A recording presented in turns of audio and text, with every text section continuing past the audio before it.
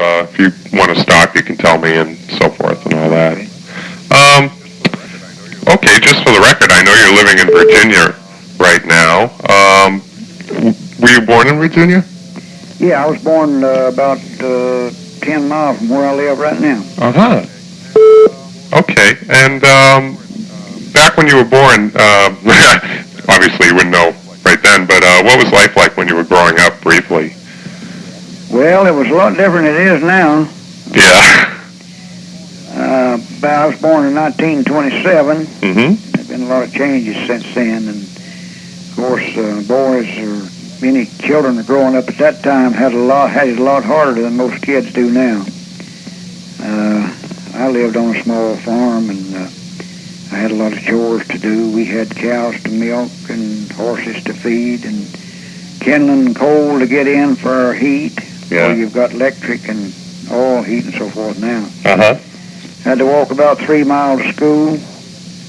I'd get up before daylight and get in after dark and do the chores up by a lantern, an old kerosene lantern light. So that's much different from what it is today. Sure.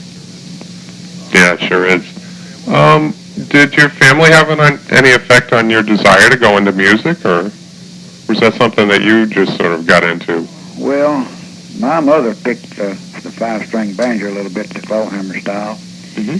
She didn't pick any, didn't have no job at it. She just done it for her own amusement. Sure. And, of course, Carter and me, that's Stanley Brothers, we Sure. got a radio, our dad and mother did, in 1936. And we would listen to the programs on the radio here and there, entertainers, Grand Ole Opry, different places. So that sort of gave us the urge, and we wanted to follow up with it if we could. Mm-hmm.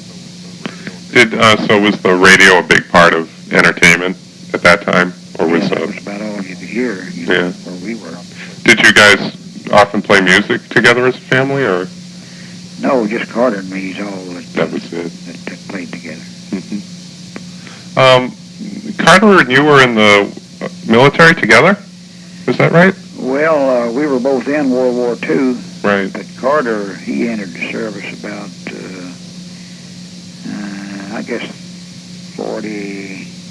about 43. Mm-hmm. And I didn't go in until 1945. Now, we didn't see each other any at all during that, except furlough time. Were you performing or playing at all before you went in the service? Or? Not very much. We had our instruments. We played around at our schools, around for neighbors, and maybe some little social gatherings around, but not professionally. We just played mostly for our own amusement. Mm-hmm. Okay, so when you get out, what did you end up doing for work? Well, we started right into the music. Carter was discharged in March of 46, and I was discharged in October. So Carter, he was playing with the group when I got out, and when I was discharged, I stopped at the radio station and did a song and went on and helped them do a personal appearance that night before I went home. And I've been doing it ever since. That's great. We're glad of it for that as well. I was reading in, I don't know if this is true, but I was reading in Neil Rosenbook's book on Bluegrass that in 1947, and he gets this story by way of Jesse McReynolds, so I don't know if that's good or bad. The radio played a big part in your early days, which you already said, but you and Carter made some great financial sacrifices to be heard. What did you have to do to get on the radio back then? Well, we played on a little radio station in Norton, Virginia, up here for about 30 days, and we got a sponsor, sponsors. And then after that, we started this radio show in Bristol, Virginia, Tennessee, at noon each day. Started that on December 26th, 1946, and we played off and on there for about 12 years. And the sponsors paid both at the time and so forth. Mm-hmm. And I know after we'd been there 6 months, they was had to wait in line to get to buy us part. When Mm-hmm. one maybe would quit, when they'd be more ready to go on. Mm-hmm. Yeah, because the impression I got was that you guys were very instrumental, so to speak, in making that whole scene very popular. Yeah, we had the show by ourselves for over a year, and after that, why, there was some more entertainers heard about it, and we had the show real popular. That come in then and started playing some. Charlie Monroe, Flat and Scruggs, after they started, I believe they started on their own about 48 or 9, and they worked on it a while, and different people. That's great. I was also reading that I'm sure you're familiar with the song called Black Mountain Blues. Yeah, very much so. Who wrote that song, and how did you guys get a hold of it? Well, actually, Leslie Keith, we had a fiddle player by the name of Bobby Sumner. Mm-hmm. He would play with us on and off for maybe 2 or 3 weeks, and then he would slip off and leave. So Leslie Keith was actually what I call our first fiddle player. Mm-hmm. And he brought the Black Mountain Blues to us. He's the man that wrote the Black Mountain Blues. And is it true that song became also known as Black Mountain Rag? Yeah. Same tune? Some other fiddle players got a hold of it and recorded it, and I think maybe claimed it and maybe published it in their name. I guess you guys really had the so-called success with it, though. Well, yeah, Leslie Keith played with us 3 or 4 years. And, yeah. As far as where we reached at that time, of course, later on, it became known mostly as the Black Mountain Rag. Mm-hmm. I think I've heard Doc Watson on a real old Folkways album give credit as it being called Black Mountain Blues as well. Yeah. You're fading out some. I can't hardly hear you. Oh, I'm sorry. Is that better? Yeah. Okay. A little bit about you. One of my favorite songs that I've seen you do many times is your version of Little Maggie.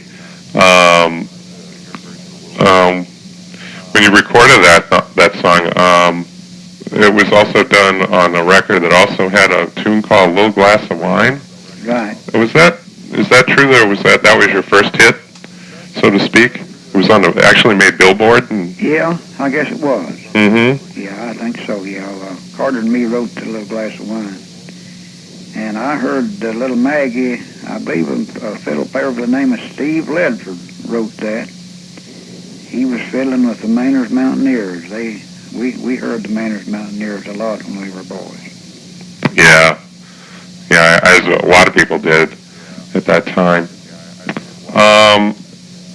I had read, which I didn't really know, that song actually, your whole career seemed to have taken off too when that did hit Billboard, which was something unusual for bluegrass music, because so many people thought it was obscure folk music or something, I always think, and I will say, I've seen you many times with the Clinch Mountain Boys, and I unfortunately have never seen you, of course, with Ralph. With Carter, rather. I'm sorry. And I always think of you guys as having a very unique sound. And even listening to the records of you and Carter, I get that sense. But so many people always want to say, well, Bill was a big influence, and Flat and Scruggs, and so forth. And even some people compare bands to quite often to those two. I know that you played for a while with Darrell Pee Wee Lambert. Yeah, Pee Wee Lambert was with us when we first started. Mm-hmm. Did Pee Wee, he played a mandolin, and of course he played the mandolin a lot like Bill. Mm-hmm. And he had a high voice that he tried to sound like Bill. And for the first 2 or 3 years, the people said, they thought maybe we sounded something like Monroe. Mm-hmm. But after Pee Wee left, well, we established our own sound, and although Bill was a great influence, and he's a master, I think, but our music's altogether different than Bill's. Well, that's what I always thought too. I mean, I can hear a distinct difference. I do know on those very early records, you hear a little bit of similarity, but that's about it. That was when Pee Wee was with us, I guess. Yeah. A lot of people always like to try and compare people and categorize them, and I've always sort of felt there are three strains. This is my personal opinion. Like there are three different branches, and you and your brother definitely had your own. I was reading in 1965, I think, if that's right, the first official Bluegrass Festival was in Roanoke, Virginia. And near Roanoke, Finn Castle, I believe was the name of the little place, was the first one in 1965. Right. And did Bill Monroe and Carter do a duet that day, or do you remember? Or? I'd say they did, and I don't remember, but Carter had been with Bill, a while before that, and sung about, I believe, around 6 months with him. And I'd say that they did. Now, I'm not positive, but I'd say they did. Well, I know a year later, and I'm sure it was a sad day in the music, Carter did die in 1966. And I remember seeing you at Nancy Talbot's Berkshire Bluegrass Festival for the first time a number of years back, and you often do a tribute to Carter on your shows, and you said some very moving things that I've never forgotten. But a few months after he did die, you went right back out on the road. That must have been a pretty difficult thing for you to do at that time. Yeah, it was. Carter died the first day of December, and we had some shows booked, and I believe that I started back around the 18th of December. Doing some shows. So at that point, you would sort of. I mean, I know Bill always gets credit for being the band that always brings people up, but you've had some great bands after that. I think you should get a lot of credit for bringing quite a few people up through the ranks as well. I know that among my favorites are George Shuffler and Curly Ray Cline, Charlie Cline, Melvin Goins, and of course Larry Sparks, Ricky Skaggs, and among one of my favorite singers in your later bands was Keith Whitley. Right. Did it surprise you at all that so many of these people that did, especially the lead singers, were so influenced by Carter, or was that just something you set out to find? No, I didn't. I guess I was real fortunate, and I'm proud that I did find a lot of people that was influenced by Carter. That way, when one would leave me, there was always another one ready to fill the spot. And that's the way it's been all through the years up until now. Yeah. We've had some great singers, and do you have any favorites of them, or do you just like all of them? Well, they all done a lot of good singing, but of course Roy Lee Centers was a favorite of mine. And Roy Lee, he was proud of his job, and he wanted to do what he could do, and that makes me feel good about a man is the way he feels about it. Of course, Keith Whitley was a good singer with me, and of course Larry Sparks. I've had a lot of good singers, I think. Yeah, well, I would say so. I know all the records I have. I just they're treasures. They really are. I appreciate it. Oh yeah, I say that sincerely. And something I didn't know that few people I don't really think know that you were really responsible for adding an a cappella gospel quartet to the Bluegrass show. Yeah, I was the first one to do that. That's been, I guess, 20-some years ago. Now, we never did do any a cappella when Carter was with me, Stanley Brothers. But we were raised up in a church where they didn't have any music. And after Carter passed away, I started lining some of the gospel songs the way that we heard them back when we were just boys. Mm-hmm. And I was the one that started the acapella. And you said lining the songs? What does that mean? Well, that means you give out the words. The reason that was, back in the days, back when I was a boy, a lot of the churches maybe had one song book, and all of the people in the church wanted to sing. Mm-hmm. So the preacher would take the song book and stand in the pulpit, and he would line that song, and so all the people would know the words to sing it with him. Sort of like a call response? Yes. Yeah, I know I've heard you do that in shows. Yeah. Yeah, quite a bit. Well, that's, I think some of the best singing, and I think a lot of people think that type of singing, even though they've heard it in many other kinds of music, is something that everybody in Bluegrass did. And I think it's good. A lot of people should know that kind of I like to sing that way. Yeah. Well, you do a good job at it. Well, thank you. Yeah, you're welcome. Tell me also a little bit, I've never made it down to McClure, Virginia, and I'd always have wanted to. In fact, I heard it's the hardest festival to find, because everybody that's not familiar with the area gets incredibly lost. So I was talking with your guitarist one time, Junior Blankenship, your current guitarist, and he told me that it was quite a place up there on the hill. But could you tell me a little bit about the Carter Stanley Memorial Award and how that came about, and what you do with it now? How the what come about? The Carter Stanley Memorial Award. You mean that I gave some of the people there? Yeah.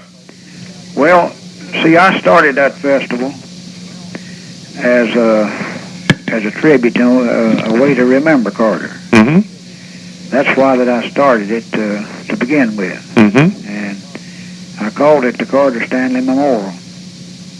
But there was some things that come up that I had to change that. And so now I call it the Ralph Stanley Memorial Bluegrass Festival. Oh, really? What was that? Well, it was just some stuff I don't care about printing.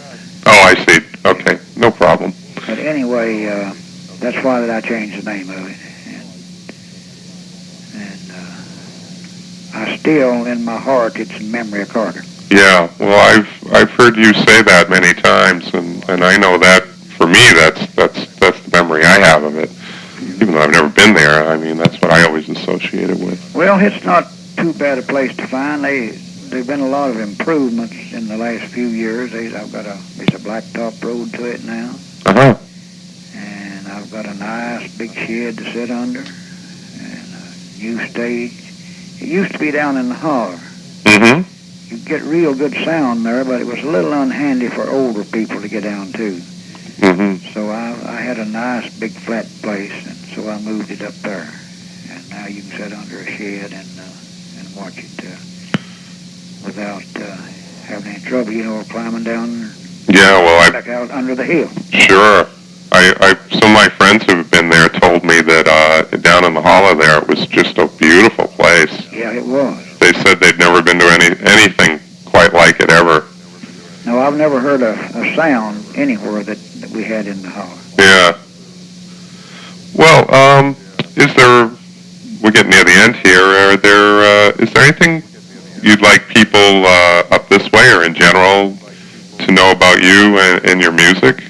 Or Well, I don't hardly know how to explain it, but I have always played the true the true mountain style of what they call bluegrass music. Of course, Bill Monroe, he was first, and they named it after Bill Monroe. Right. But I like to call it good mountain music. And I do a lot of gospel songs. I always do a clean show. And I would like for the people to know that if I ever come in their area, that they can be assured of a sober show and a clean show that's suitable for the entire family. Well, I can attest to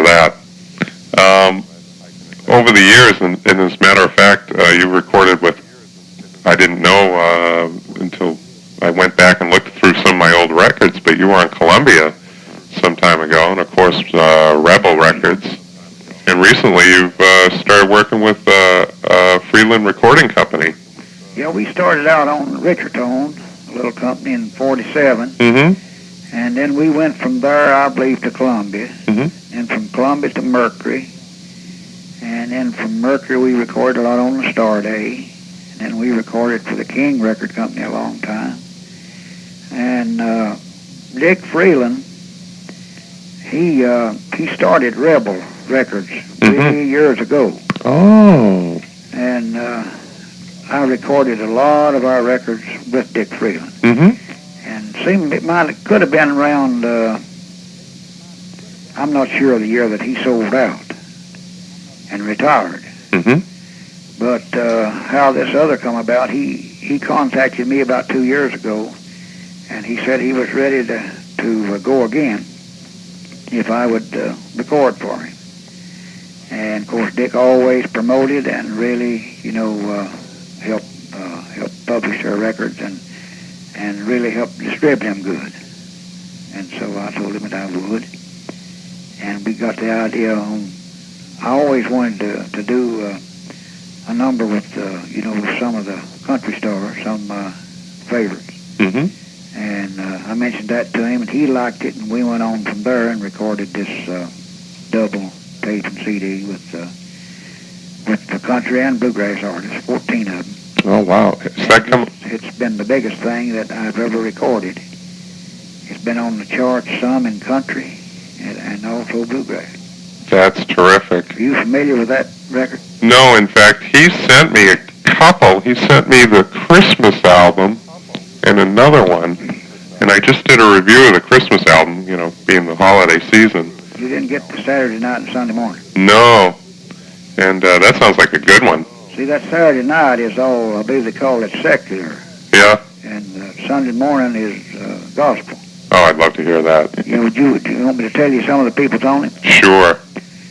Okay, Dwight Yoakam, Vince Gill, Tom T. Hall, Bill Monroe, George Jones, Wow. Ricky Skaggs, Jimmy Martin, Larry Sparks, Charlie Sizemore, Emmylou Harris, Patty Loveless, Allison Krause, and these 14, I don't know where I missed anybody or not.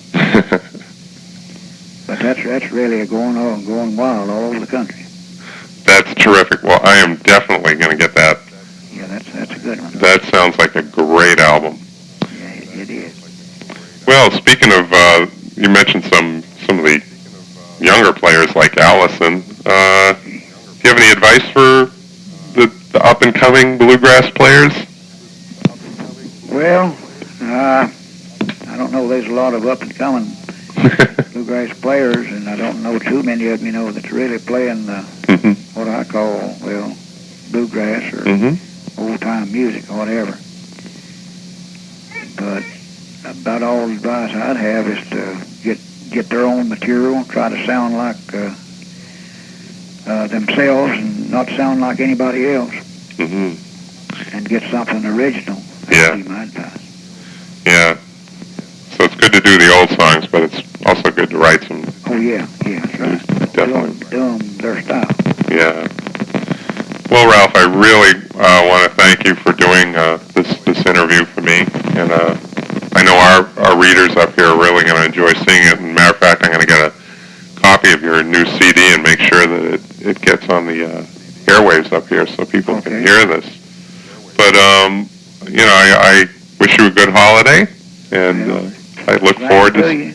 Yeah, I look forward to seeing you, and hopefully we'll get you up here sometime soon. Well, I'm just going to say that. I appreciate you calling me, and I'd like to come up that way sometime. Well, I also